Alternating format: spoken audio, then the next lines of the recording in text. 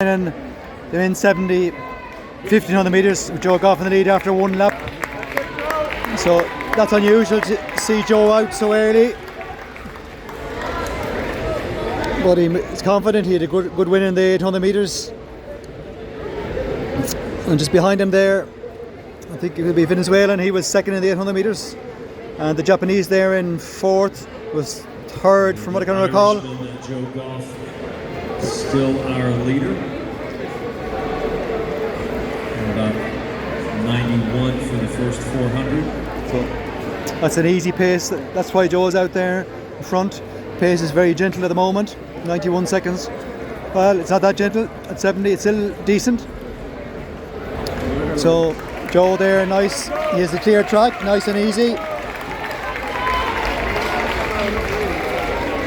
Looks like they are picking up the pace just a bit. Omar Clark of Uruguay. So that's Omar Clark of Uruguay. With Goff along with George Henahan. He may take it out. He took it out in the 800, but Joe kicked by him in the last lap. So you have Sato of Japan and Stephen Chantry of the US. Yeah, Sato of Japan was the bronze medalist in the 800. Can he last the distance here? We know Joe can last the distance. He's strength up to 10 mile, 10k. He can run nearly any distance from 200 meters up. So he's looking nice and easy there in front, no pressure at the moment. 4 laps to go. So 4 laps to go makes it an 800 meter race. Still 800 meters to go. And at this pace, you know, it plays in the hands of Joe. And nobody's taking it on, nobody's gone out and tried to take him on early on, take some of the kick out of it. So it becomes 800 meters from here on in, up the back straight. When they come round, they'll have 3 laps to go. Japanese Santos doesn't seem to be, he's just hanging on there, but looks to be struggling a little bit. So he's looked like the Uruguayan and Joe, and 2 US athletes behind there. So this looks like 4 of them. 3:21 of the bell, 3 laps to go. Along with Harold Letty, Sato. Harold Letty is one of the Americans there. So I heard the announcer saying. So again, it's beginning to wind up a little bit. But you can see this pace steadily increasing. One of the Americans could make a move here.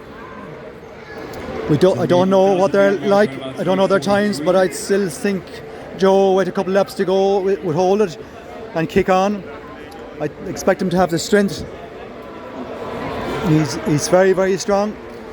Joe, some serious training. He runs to some 10-mile road races and wins them as well. The 70 age group, broken a lot of records.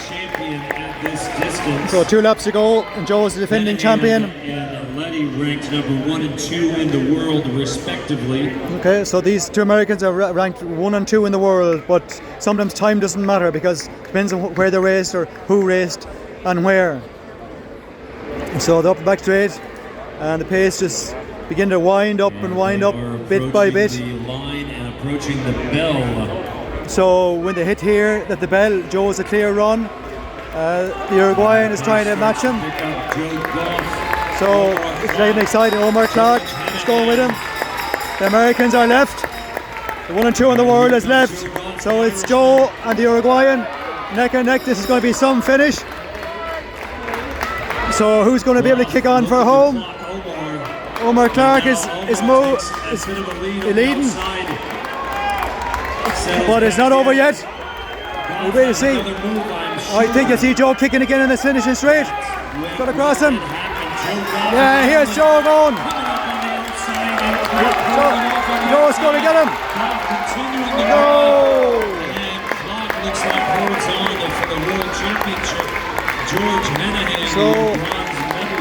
So Joe was just pipped there.